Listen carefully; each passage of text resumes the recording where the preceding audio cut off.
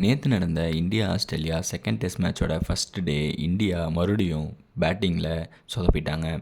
Toss ஜெயிச்சு first bat பண்ண India வெறும் 180 ரன் தான் அடித்தாங்க.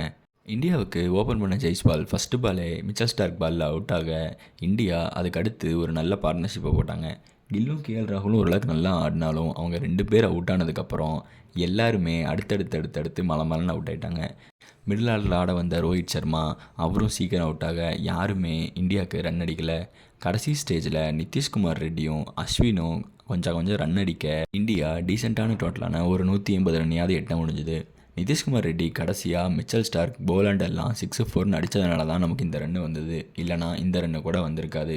இந்தியா ஒரு ஸ்டேஜில் 69க்கு 1ங்கிற நிலைமையிலிருந்து 180க்கு ஆல் அவுட் ஆகிட்டாங்க. யாருமே நின்று பேட்டிங் பண்ணல.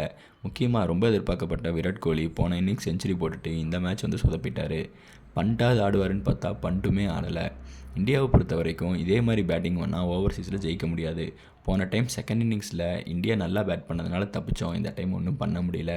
ஃபஸ்ட்டு டெஸ்ட் மேட்ச்சில் இந்தியா சீக்கிரம் பேட்டிங்கில் அவுட் ஆனாலும் அடுத்து ஆஸ்திரேலியாவை அந்த டே முடிகிறதுக்குள்ளேயே 3 விக்கெட் எடுத்தாங்க. ஆனால் இந்த டைம் இந்தியாவால் ஒன்றுமே பண்ண முடியல. உஸ்மான் கவாஜா விக்கெட்டை மட்டும் எடுத்த ஜஸ்பிரீத் பும்ரா அதுக்கப்புறம் யாராலையுமே விக்கெட் எடுக்க முடியலை. முக்கியமாக மேர்னஸ் லாம்புஷேனும் நேதன் மெக்ஸ்வினியும் ரொம்ப நல்லா நிதானமாக ஆடி அந்த நைட் செஷனை ஈஸியாக தாண்டி போனாங்க. இன்றைக்கி நடக்க போகிற செகண்ட் டேயில் இந்தியா மட்டும் நல்லா பவுலிங் பண்ணி சீக்கிரம் டாப் ஆர்டர் விக்கெட்டை எடுக்கலை அப்படின்னா இந்தியா இன்றைக்கி ஃபுல் டே பவுலிங் போட்டே ஆகணும் அப்படிங்கிற நிலமையில் கொஞ்சம் கூட சந்தேகம் இல்லை. நேற்று ஜஸ்பிரீத் பும்ரா மட்டும் 11 ஓவர் போட்டிருந்தார். அஸ்வின் 1 ஓவர் தான் போட்டிருந்தார். இன்றைக்கி அஸ்வின் நிறையா ஓவர் போடுவார், விக்கெட் எடுப்பார் அப்படின்னு சொல்லி எதிர்பார்க்கலாம்.